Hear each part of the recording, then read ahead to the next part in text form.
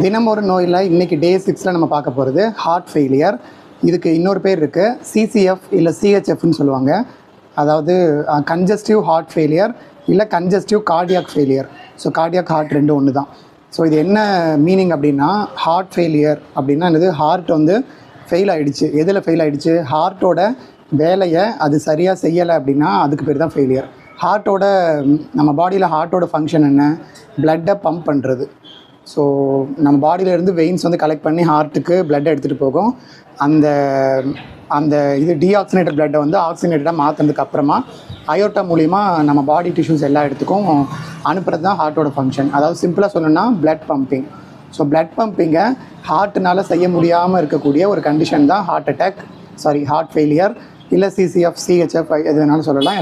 எல்லாம் ஒன்று தான். இது ஏற்படுறதுக்கான ரீசன்ஸ் வந்து நிறைய இருக்குது.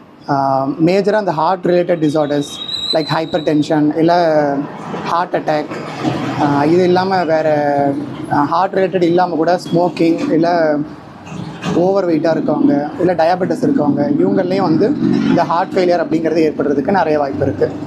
அண்ட் ஹார்ட் அட்டாக்கும் ஹார்ட் ஃபெயிலியர் இது ரெண்டுமே வந்து டிஃப்ரெண்ட், ஒன்று கிடையாது. அதையும் நோட் பண்ணிக்கோங்க.